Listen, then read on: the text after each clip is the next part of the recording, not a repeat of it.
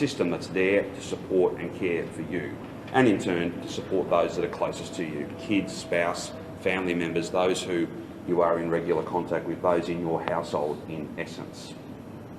A further 6,625 people received a positive PCR result through the laboratory process. Those results came from 32,435 tests processed.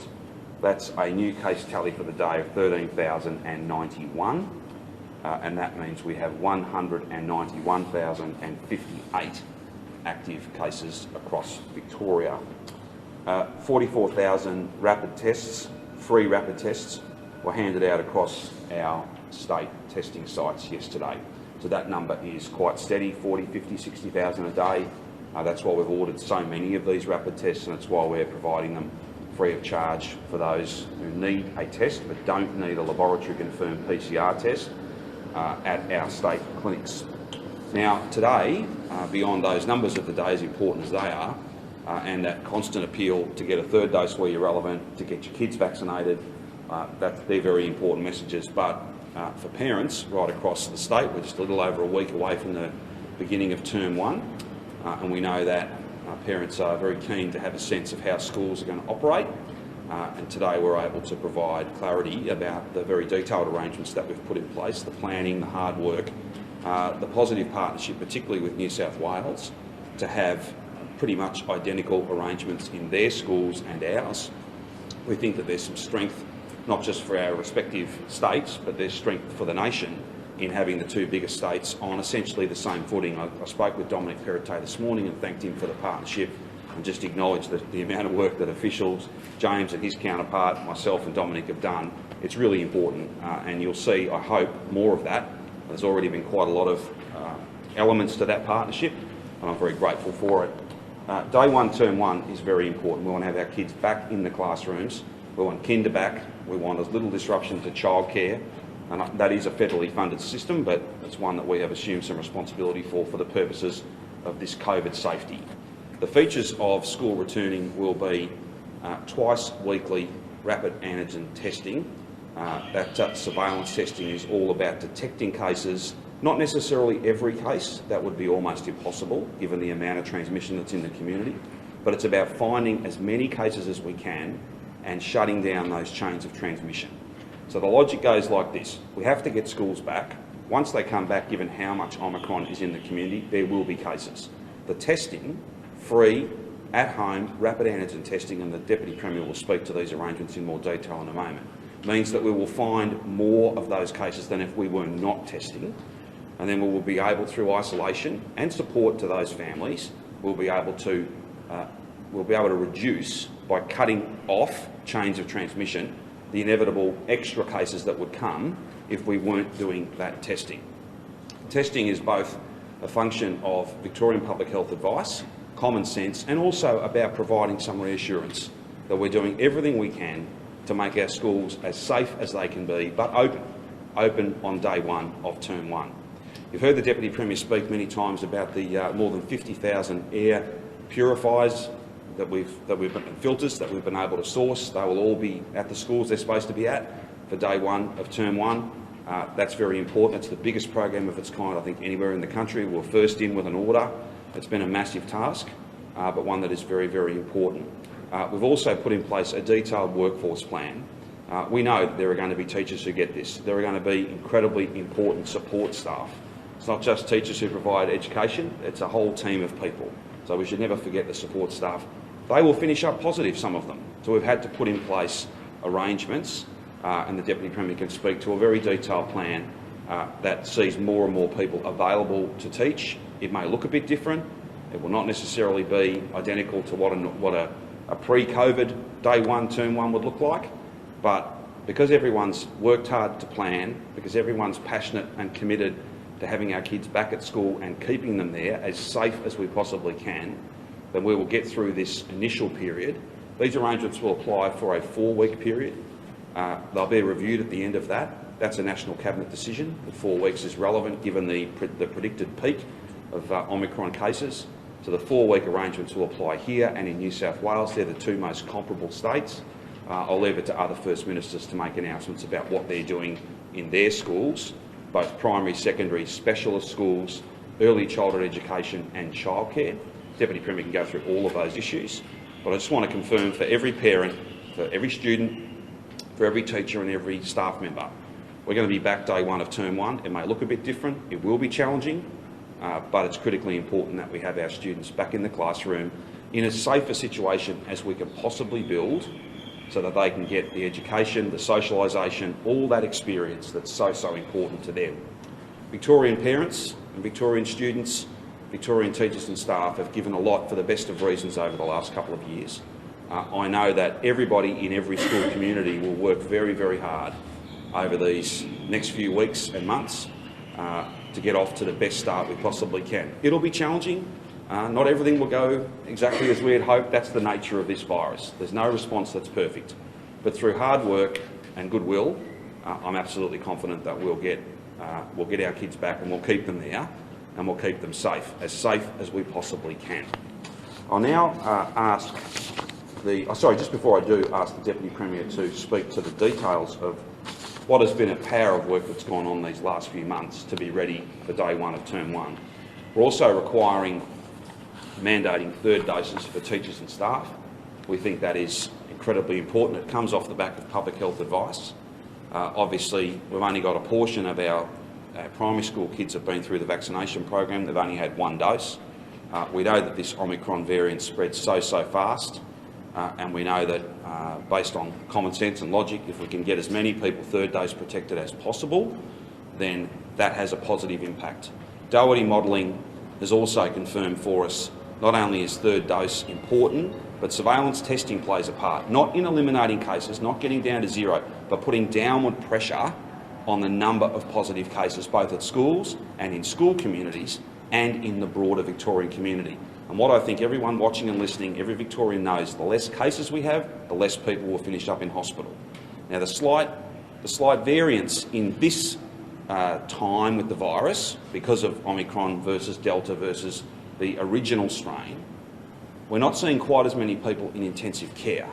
And if you just looked at those numbers, people might kind of scratch their head and think, well, why is this such a challenge? When you've got more than 1,000 people that are in general ward beds, and they're still very unwell, they're just not critically unwell, that does put enormous pressure on the health system. So every hospitalisation, whether it's in intensive care or on a general ward bed, if we can play our part, all of us, to avoid any more of those hospital admissions, to avoid all that pressure that can be avoided if we all just play our part. I know we're asking a lot, but if we do it and continue to do it, then we can, as the Doherty confirms, as common sense confirms, and the international experience, we can live with this, we can normalise this, but we can reduce the burden and the pressure on families, on businesses, and most particularly on our health system. I want to thank the Deputy Premier and all of his team, the work that's been done to be ready for day one of term one. It's a big project. And in anticipation, can I thank our educators, our support staff, parents, school communities, and of course our kids and young adults. It'll be a bit different, but you'll be back, and that's the most important thing for every good reason. I'll now ask the Deputy Premier to speak to some of the detail of the plan as it relates across childcare, early childhood, primary schools, specialist schools and secondary schools. And then Professor Goldfeld is going to speak a little bit to child health and particularly the protection that comes from having the vaccine as one of our littlest Victorians. Thanks very much. Terrific. Thanks, Premier. I'm delighted to be here joining the Premier and Professor Goldfeld to go through the back to school, back to kindergarten plan for 2022. We've been putting a lot of work into this, particularly around securing rapid antigen tests, finalising the arrangements in regards to mandatory vaccination of the third dose, and all the other mitigation strategies that I'll talk you through in a moment. But we know that for the social and emotional well-being of our kids, we want them back face-to-face in front of their teachers, with their peers. I know that's how parents feel, it's how children and young adults feel, and it's how our teachers and support staff and all our principals feel as well. We want our kids back to face-to-face learning, and this back-to-school plan provides parents, students and teachers with the comfort and the confidence knowing that we are doing everything we can. Even though it might look a bit different in some circumstances, we're doing everything we can to do this in a COVID-safe way to get our kids back to school. So just going through some of the further detail in terms of the elements that the Premier announced. So in terms of surveillance testing and securing rapid antigen tests, 14 million tests will be delivered to schools and early childhood centres, 6.6 million for the first week of school. In fact, the first trucks are out the gate this morning delivering those rapid antigen tests. They'll be delivered throughout the course of the week. They will be there day one in our schools and in the first week in our early childhood centres. As the Premier indicated, we'll be recommending to primary and secondary school students and staff and early childhood education and care staff to test at home twice weekly. But because they are more medically vulnerable, we're recommending students and staff at specialist schools do the at-home test 5 times a week, and we'll be providing the kits. As the Premier indicated, the return to school, as it does every single year, means 1 million students are back at school, and all the staff and all the movement of parents and carers. So inevitably, due to Omicron, there will be an increase in cases, but the surveillance testing, the public health advice, the Doherty modelling, if we identify those cases early, it will drive numbers down. This is an important part of our back-to-school plan. In terms of mandatory staff vaccinations, more than 99.7% of staff were double-dosed by the end of Term 4. So I have got every confidence that staff will enthusiastically respond to the 3rd dose vaccine mandate. What that means is if staff members are already eligible, they must receive a 3rd dose of COVID-19 vaccine by the 25th of February, or within 3 months and 2 weeks of receiving their 2nd dose if they are not yet eligible. So that's in line with the other critical workforces where we've already made it mandatory for a 3rd dose. Just to give you a bit more detail on air purifiers, on the rollout of masks, on shade sales, all those mitigation strategies that we're putting in place. By the start of Term 1, all 51,000 air purifiers will be in place in schools across the state, particularly focused in higher risk settings. So things like music room, staff rooms, indoor canteens, sick bays, rooms where there is poor ventilation. So it won't be every single room in every single school, but it'll be 51,000. No other jurisdiction is rolling out air purifiers as we are here in Victoria. More than 1,800 schools have applied for a shade sale grant because we're encouraging, of course, outdoor learning as much as practicable, particularly in these warmer months as we start Term 1. We've got sale construction already underway at more than 300 of these schools. 90% will be approved within the next 4 weeks, and there'll be construction across February, March and April, and indeed some schools have already completed their shade sale construction. I can also announce that we're delivering 30 million surgical masks to schools in the first 4 weeks of term, with 5.8 million surgical masks delivered in the first week. That includes N95 masks, children's-sized surgical masks, as well as adult-sized surgical masks. They will be recommended and available at the school. Of course, children can continue to wear cloth masks, but we're recommending the use of surgical masks and we're providing those to schools. A couple of things in terms of case management. As we are seeing across the board with Omicron, staff shortages, the impact on staffing is being felt across the board, whether it's in our health sector, whether it's in hospitality, education and childcare, early childhood settings will be no different. That's why our approach for government schools, and Catholic Ed also have a plan in place for staffing at their schools.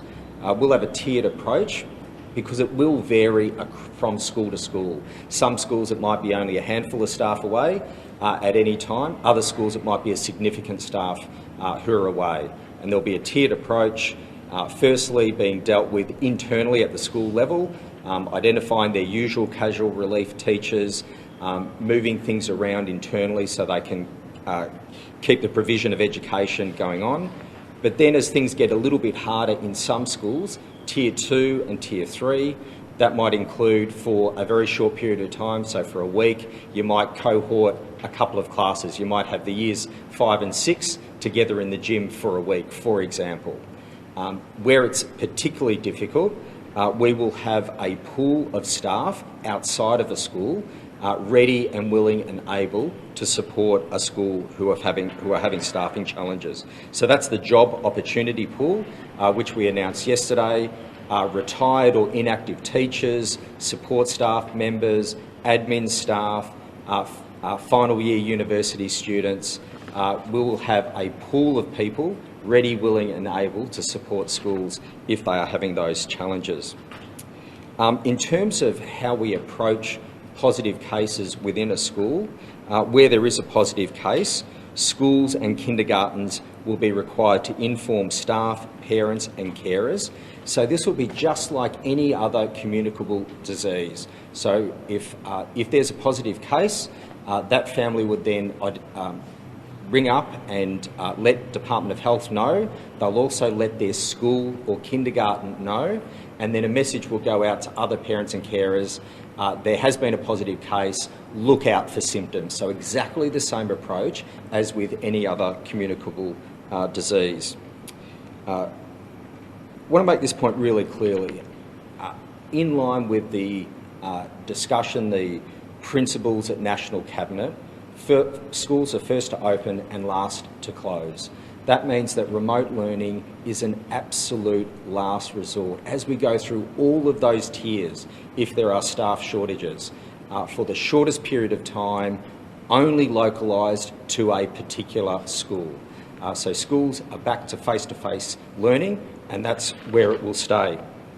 Finally, when students are required to isolate, we'll continue to provide our suite of online resources for students in prep right through. So the way we usually support students, if they've got glandular fever, if they're away for a significant period of time, there'll be tasks that they'll be able to complete and they'll be supported by the school, but it won't be remote learning for those students.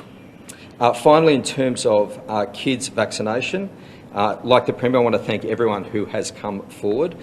We are on track to reach around 80% by about mid-February, but we can do better. As the Premier outlined, we've got more than 66,000 appointments available in our state-run hubs, let alone what's available through our GPs and our pharmacists. So we're doing well, but we can do better, and we want to blow that target out of the water. We want to have every child and young person have the opportunity for not only their first dose, but their second dose by the end of term 1. We're rolling out 30 pop-up vaccination clinics at primary schools across the state, and the first tranche of 15 clinics will operate on Saturday and Sunday, the 29th and 30th of January, and some of those will also operate 4 to 8 p.m. on Friday, the 28th. The second tranche of 15 clinics will operate on the weekend of the 4th to the 6th of February. So we are doing all that we can. Surveillance testing, vaccinations, mandatory vaccinations for staff, mask wearing, air purifiers, shade sails, all of these mitigations to give parents, as I said at the beginning, comfort and confidence that we are doing everything we can to ensure schools are COVID safe for their mental health and well-being of our children and young people. It's essential that we get kids back to face-to-face learning. And on that point, I'll hand over to Professor Goldfeld to talk about the importance of these measures for our children and young people. Thanks, Professor. Good morning, everyone. I'd just like to acknowledge the traditional owners of the land on which we're standing, which is the Wurundjeri people of the Kulin Nation, and pay my respects to elders past, present and emerging. As mentioned, I'm a paediatrician at the Royal Children's Hospital, and I'm also a researcher, so you can imagine I'm standing here with the Premier and Deputy Premier and a bunch of cameras, so that's pretty terrifying. So this morning what I'd really like to do is start by just acknowledging the children and the young people of Victoria. Man, they've had a bit of a tough time the last couple of years, and isn't it exciting, I think, to see children and young people now really being central to our way forward, and in particular the importance of them going back to school. And of course the third group of people that are really struggling or have had a lot to struggle with are parents. We've done lots of research, so as a clinician I've talked to parents. As a researcher, we've tried to understand how it's been for parents having to balance looking after their kids at home, their own jobs, my own staff actually, just trying to balance how do I do my work and try and work out how I get my 5-year-old to sit in front of a computer.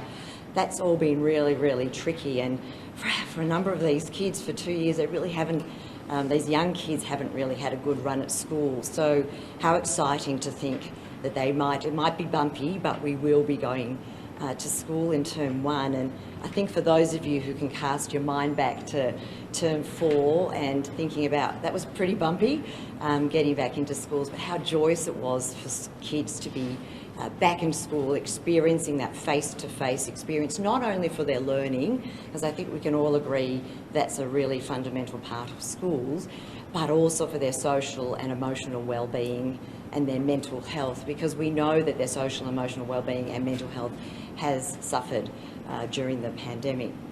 So in going back to school and in that sort of bumpy ride forward, both the research and our experience has kind of told us there are probably 3 things that we can think about. So the first, and we've already heard much about that from the Premier and Deputy Premier, is about the vaccination. And I just kind of want to emphasise the kind of circles of security, if you like, that we wrap around kids with vaccination. So the first is the parents and grandparents, aunts, uncles, those, the adults, and obviously the importance of getting vaccinated and the importance of that 3rd dose as well. So that's the important first bubble around children.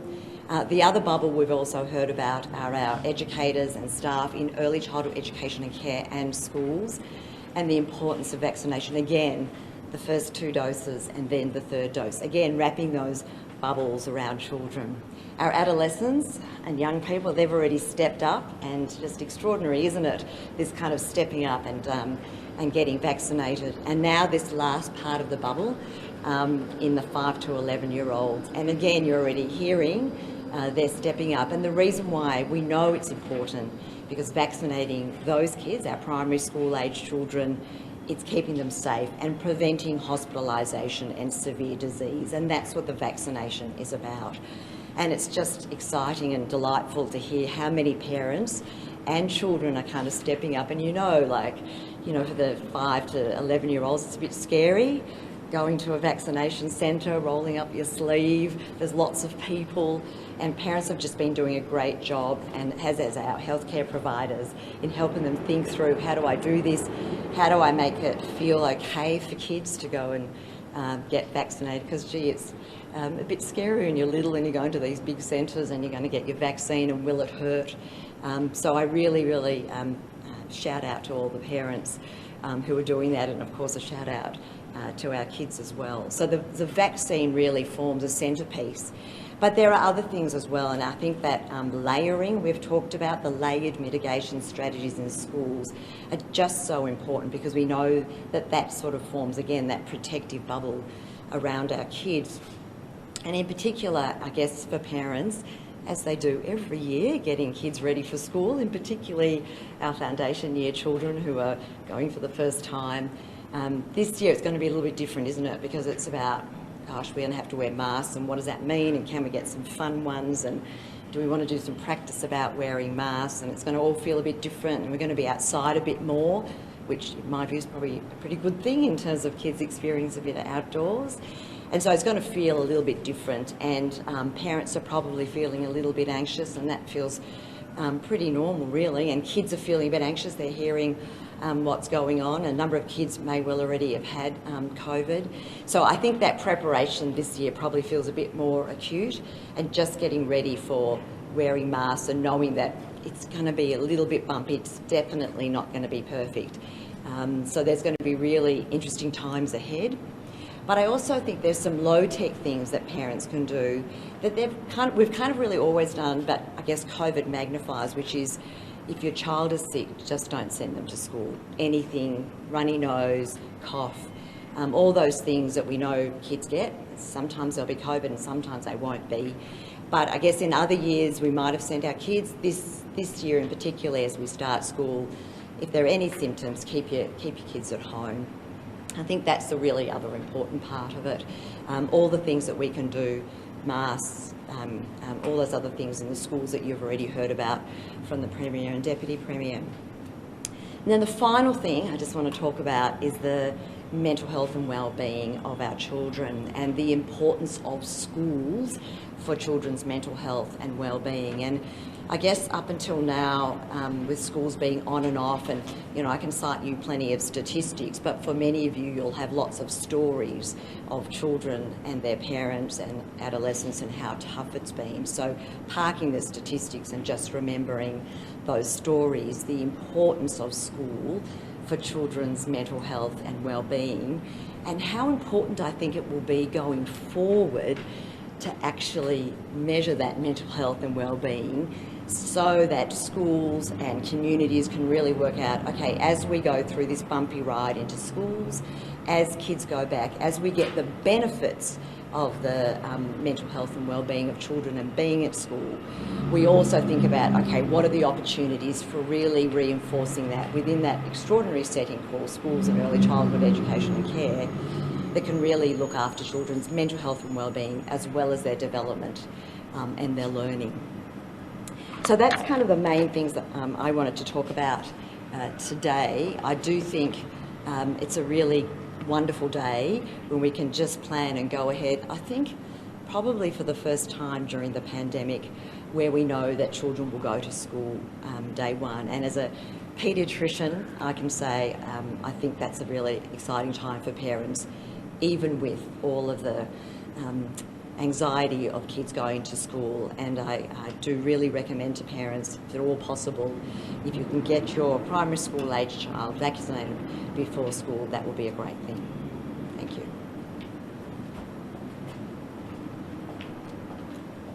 I'm happy to take any questions you have. Probably more likely the Deputy Premier.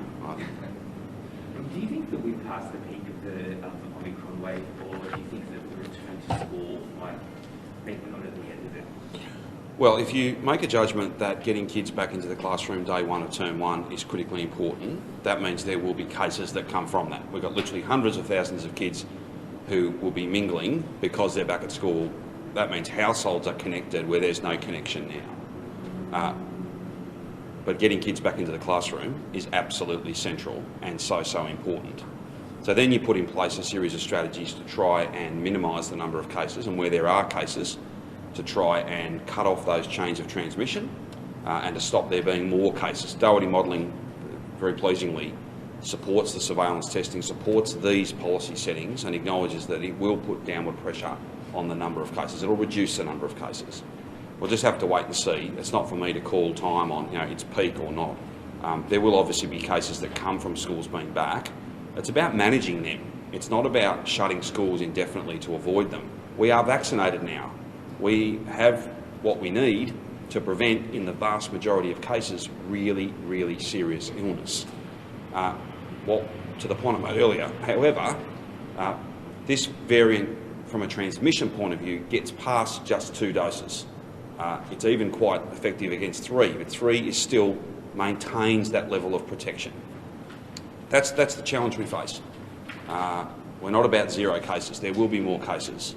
But having kids back in the classroom, particularly given that vaccines prevent almost all of us against significant illness, really significant illness, there's so much to be gained, and so important to get our kids back. What's modelling give us an estimation of how many cases we might see coming out of the school system or early childhood? No, and it's a bit challenging for us to know, because you've got, for instance, you've got so many kids, in fact so many people across the board who have this but present with very mild symptoms or indeed no symptoms. So unlike others, well, unlike other times in the pandemic when we didn't have 93, 94% of the community having had 2 doses and a growing number of people having had a third, we've got a lot more asymptomatic or really not enough symptoms to register to go and to prompt to test, whether it's at home, whether it's through a PCR test. So it's very difficult for us to have a hard and fast number on that. Logic tells you there will be more because, as I said, hundreds of thousands of families are going to be connected via school and they're not connected now. Key point is having school back day 1, term 1 is absolutely critical. We said that's what we do, that's what we are delivering. It'll look a bit different, there'll be challenges, it won't all be smooth, but the benefits of that far outweigh any other policy approach. We can't have our kids at home any longer because Victorians have got vaccinated, exactly what we asked them to do. A third dose helps us even more to remain protected. That's why we're out here almost every day, dozens and dozens of times, asking and indeed requiring some Victorians, asking all Victorians and requiring some to be third dose protected. What are the logistics, or what's the plan around the logistics of actually getting those rats to parents by next Monday? So they'll go to schools. Those trucks, as the Deputy Premier indicated, the first of those have already left. That's why we've had such big orders of rat tests, and that's why we're pleased to have a good start in terms of deliveries. We did have a couple of planes that could not take off, and there were 3 actually, I think it was, because of the ash cloud. But we've got sufficient supplies to be able to do this, and we always wanted this to be the most practical set of arrangements possible. Not everyone across the country is doing this. New South Wales and Victoria are, and we think that's a good balance because Victoria and New South Wales are in a different position to some other parts of the country. They've made their arrangements, we've made ours. They'll be to schools, and then schools will distribute them. And that is to say, most likely they'll invite parents to come and pick them up, and they can pick up a full supply, as many as we can give them, whether it's a week, 2 weeks, the whole 4 weeks. That'll be something to be worked through over the next few days, but there'll be certainly at least 2, perhaps more than that actually, for every family, so that they can participate in a voluntary but a highly recommended surveillance testing process, so that it's not just about kids that have got symptoms being kept at home. These tests will mean that so many young people, and indeed staff members, who have very mild symptoms but have the virus, don't go to school and don't spread and add to the number of cases. That's the basic logic of this. So ideally we want everyone has had a test by the time they walk through the school gate next Monday. And it'll be, I don't think any of us can guarantee that will be the case. We're all working as hard as we can. Those tests will be out to schools. Schools will then have a detailed engagement. They'll have a conversation with their parent community and their staff. I know everyone's going to do their very best. Everyone's going to try as hard as they can. We've assumed responsibility by agreement with the Commonwealth in fact, we've assumed responsibility from the Commonwealth in relation to early childhood. The priority is kinder, primary school, specialist schools, and then we will get to students in our secondary schools. That's the kind of order. If we've got sufficient supplies, which I think we will have, and those distribution networks work, we'll have them out there as soon as we possibly can. The public health advice is that, provided you're doing surveillance testing over that 4-week period, doesn't have to be everybody tested on day 1. That's the public health advice, but you've got to get there as quick as you can, and then it becomes more important each week that school is back, if that makes sense. Correct me if I'm wrong, those schools are still closed until Friday this week, that's when teachers are back, so who's there to receive the group? No, there's arrangements being made, school by school. Regional officers are working, but I'm happy to let the Deputy Premier speak to that in more detail. So the delivery happens this coming week in earnest, in fact, from today. So the department, all our transport companies that we have got operating and delivering, they've got arrangements with those schools. So often principals are back in the week leading up. Principals, leadership team, other staff will be back by Friday of this coming week. So schools will be receiving the rapid antigen tests this week, primary, secondary and specialist schools. All schools will have them by Monday the 31st of January when students are back. So parents will either be picking them up from school on that Monday, or indeed where we can, schools will be contacting parents as they receive the rapid antigen tests through the course of the week. They're still like hen's teeth, these rats, how confident are you that they will be used for the right purpose? Families are under pressure. If you've got Nan who really needs a test, how can we be sure that they're being used on kids? I couldn't be more confident. The parents and carers, the overwhelming majority, will use the tests for what they are for, and that is surveillance testing for their children as they go to school. I couldn't be more confident about that. Parents want their kids back at school. Our children and young people want to be back at school. Staff want to be back at school. Everyone will do what is needed, the right thing. I've got every confidence about that. It seems like a great insurance policy to ensure that kids are testing at least twice a week to make sure that they're not positive.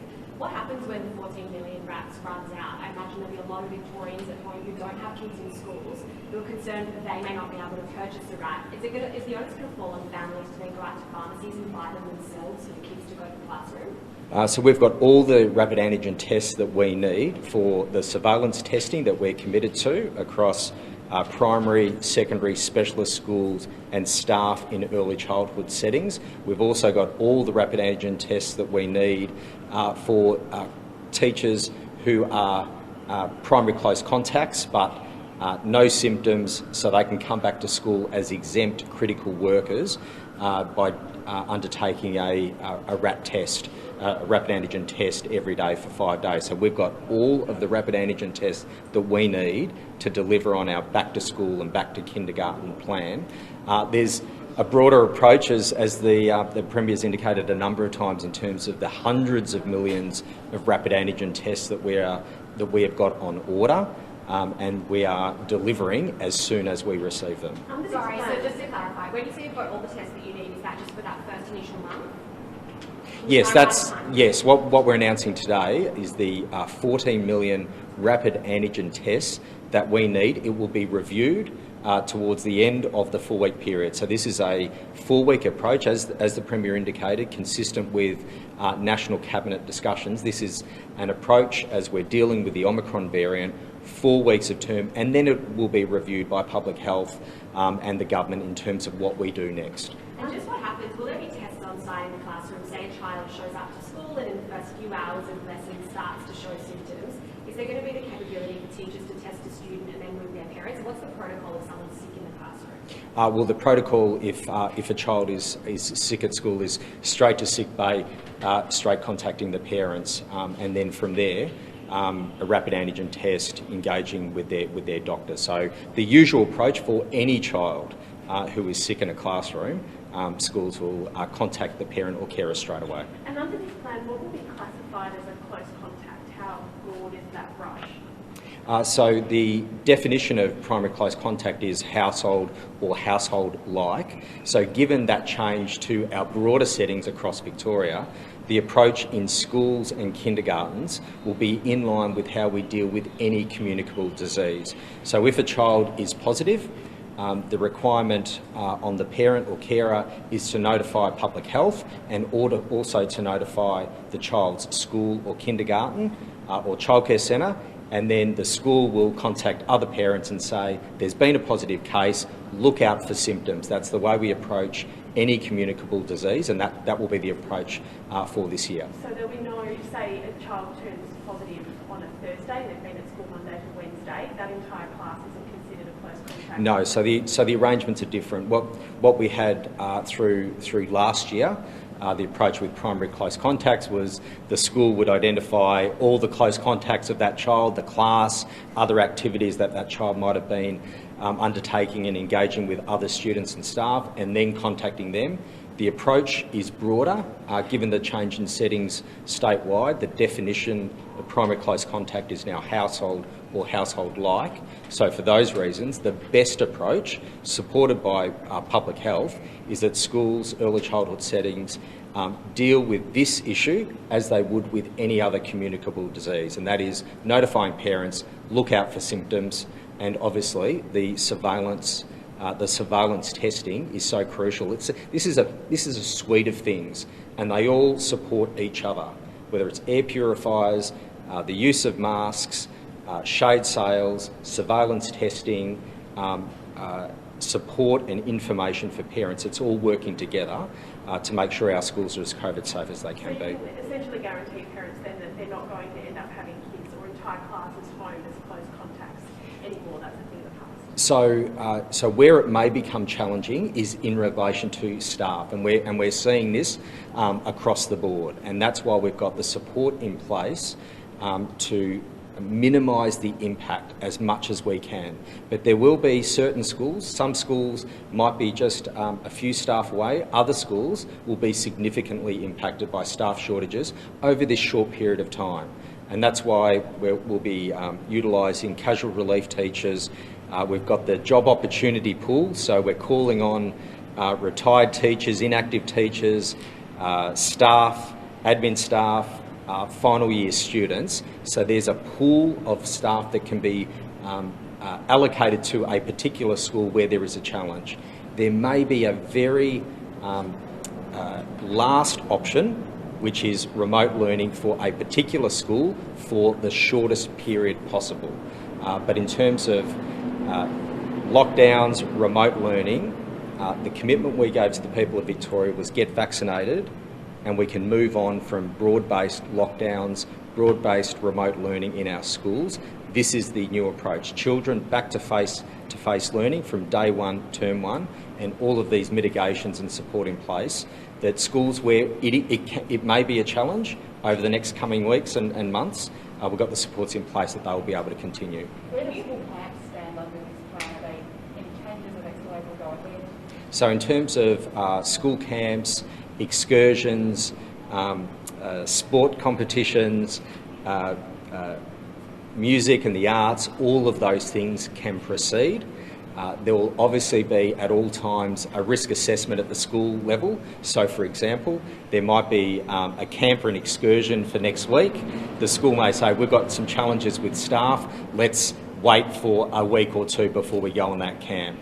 But the simple answer to your question in terms of camps, excursions, sporting activities, music, arts, all of those things are able to proceed.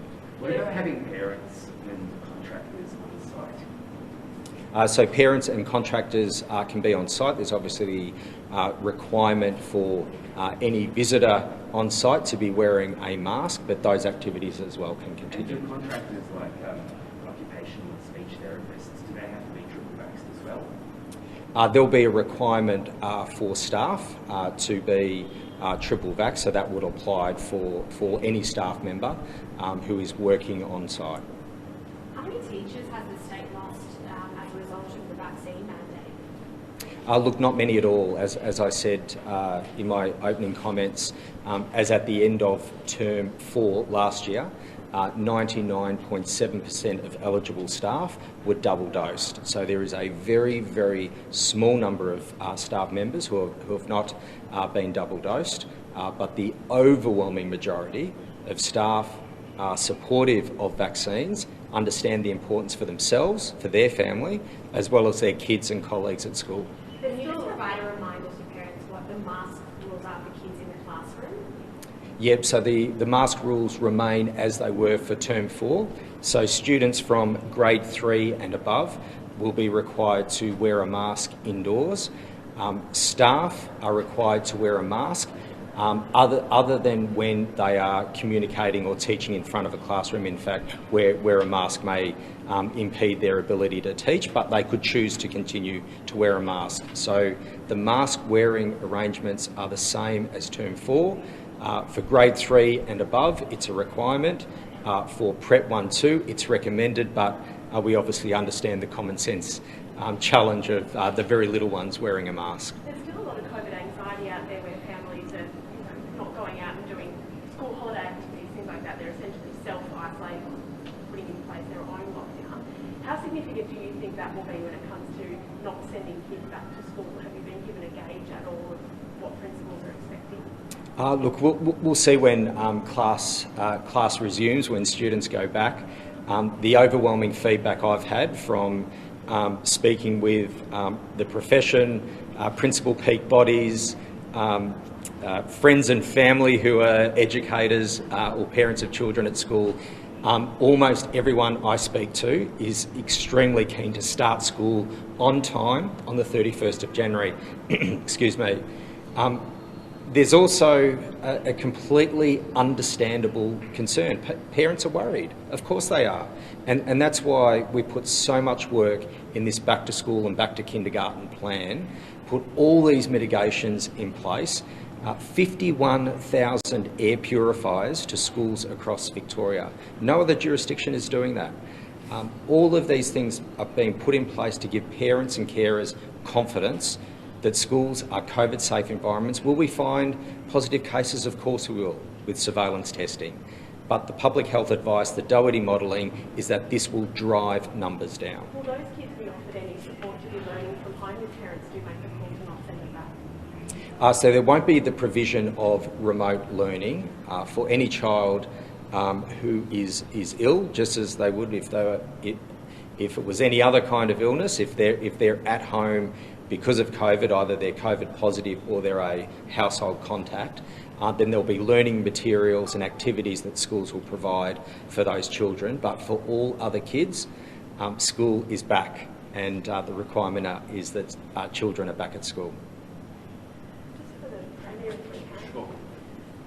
There's a fairly loud call from surgeons in the medical and health system saying that they're sitting around doing nothing. They could be back doing the procedures that their patients desperately need. Are we on track to start getting some elective surgery back? Look, as soon as we can, those matters are monitored by clinical experts every day, and as soon as we, under that Code Brown arrangement, feel it's safe and we have sufficient capacity to resume services, that's exactly what we will do. I would make the point with the greatest respect to our surgical community.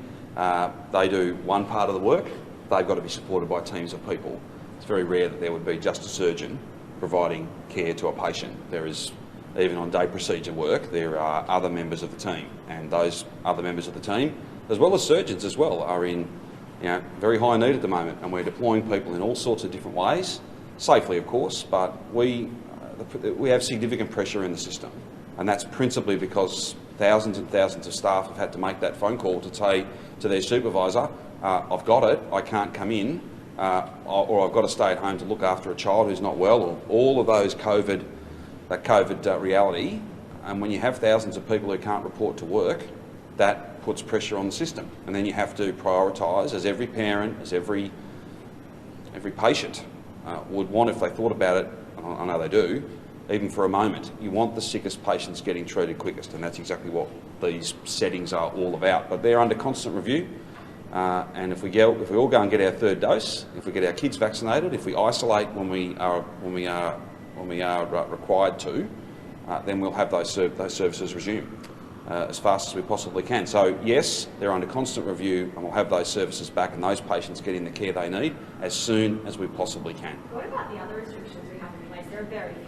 Masks and density requirements, are they under review as well? Everything's under review. We look at those settings. There's a new process under the Act that the Parliament has passed, and the Health Minister looks very diligently, takes advice from not just the Public Health team, but consults widely, considers these things in great detail.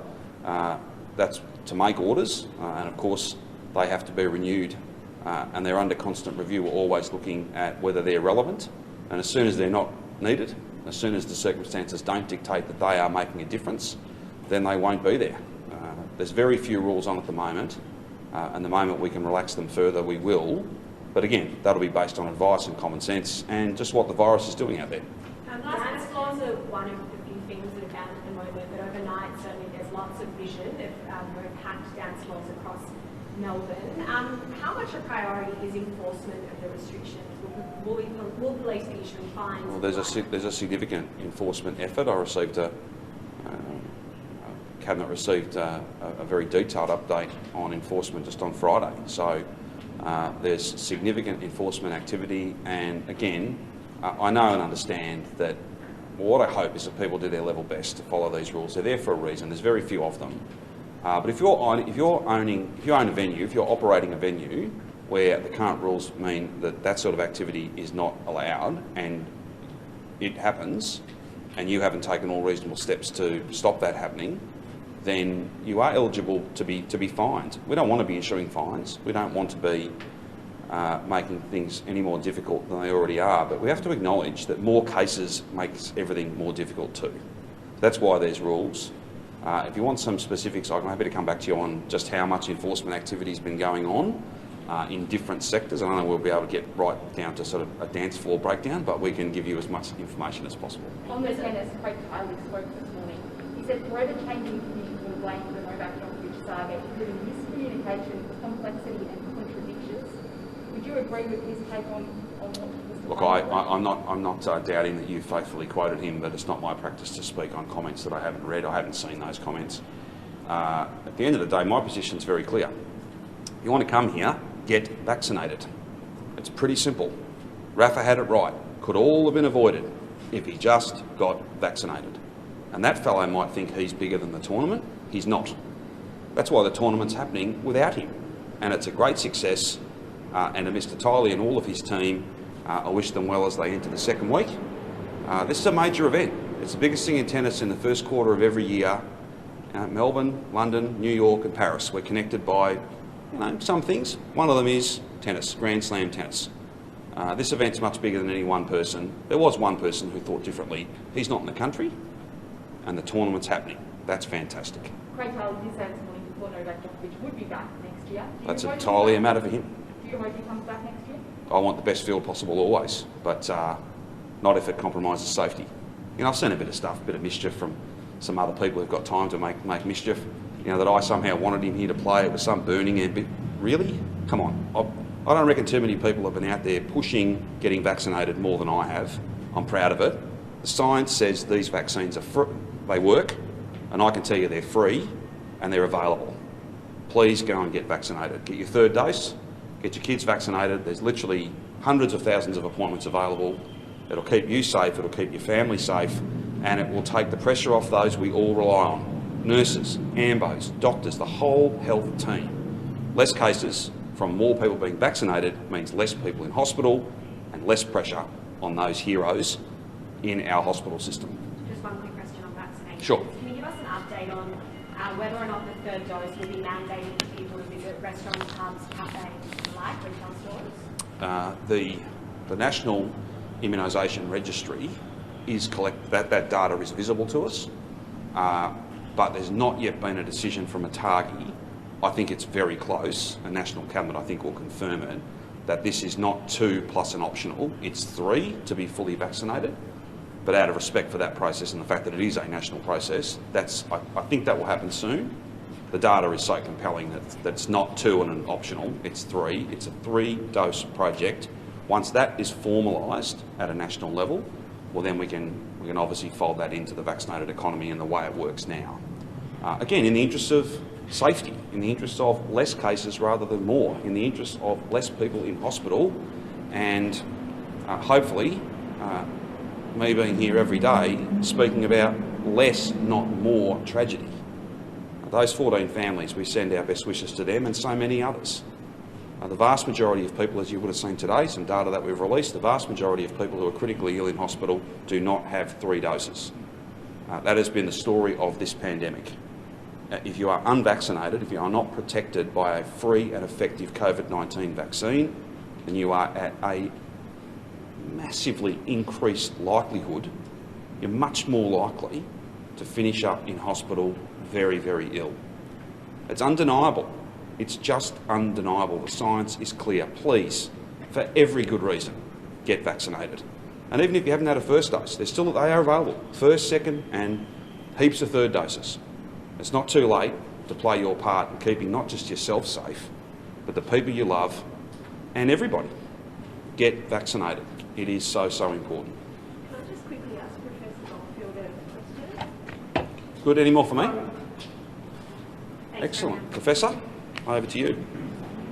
Just a very quick question for you, if that's all right. Just for parents that are watching today, looking at the measures but still not feeling convinced, as a paediatrician, someone who parents don't really trust for this sort of advice, what would be your recommendation to them about sending the kids back next week? So the vaccine for 5 to 11-year-olds, what's really interesting about that is, number one, it's now being given to millions of children around the world, including in the US and Canada. And what's, I guess, a big relief for all of us is, number one, it's effective, and number two, it's safe. So that's extraordinary, really, when you think about and how we've got those data back and we've been able to use those data to inform what we do here in Australia and say, hey, parents, it's safe and effective, and it's going to prevent hospitalisation, it's going to prevent severe disease. So to parents, I say, what an extraordinary position that we're in, that we can do that, and you should feel encouraged to do that. I know a lot of parents are doing that, and that will really help keep children safe, as well as all the other mitigation strategies at school, knowing that kids are in the community as well, so this is not a foolproof system. Kids can get COVID in lots of places, but I do think that parents should feel really comfort, it's probably the best word I can think of, to know that going back to school, the kids are as safe as they could be, with the caveat being that, you know, it's not a perfect system and it will be bumpy. If you're weighing up the risk of catching COVID versus the impact of not being at school on children, or not being at school for even longer than they would have, can you just give us a context of what rates were? So I think what's been very interesting is the research that's been emerging from actually around the world of what we call these indirect effects on children. So these are the effects of the school closures, the pandemic itself, parent job losses, not having access to services. We've kind of bunched them all together in these indirect effects, and they're really quite substantial. And we're seeing now calls from around Australia, but also around the whole world, to say we've got to get that balance right, and the balance has kind of gone off in terms of these indirect effects. So I think we're at a point in time now where we say actually the indirect effects are now having more of an impact than the direct effects. Now that's at a population level, so that's when we look at all the children at a population level, and they're the decisions that are being made at a population for children. I think at a parent's individual level, each parent will always have to weigh up those balances for children, and I don't think I could stand here and say, well, it's all simple, why haven't you all done it now? I think for parents, that is a complex thing for them to think through, to think of their child, the child that they know in front of them, and to think of their child's safety. But it is encouraging, in fact it's quite extraordinary, the sorts of things that are being done in schools that we're not seeing in any other community setting actually, that are trying to keep children safe. So I think parents should absolutely be comforted, but I also think parents will make the decisions that they need to for their children. But I really say at the centre of that is the vaccine for your child and your children and young people, for yourselves and your families, and also just a extraordinary shout out to our teachers and our staff and our early childhood workers about the extraordinary work they're doing to, number one, that make sure that children have a great time going back to, you know, this isn't just about kids going back to school, it's kids going back to school and having a great time, and back to early childhood education and care. And second of all, the sort of work that they're doing to make schools as safe as they can be. Thanks very much, guys. Thanks. Cheers. Have a good afternoon. Thank you, Professor. Thanks, Sharon. That was wonderful, Professor. Thank you.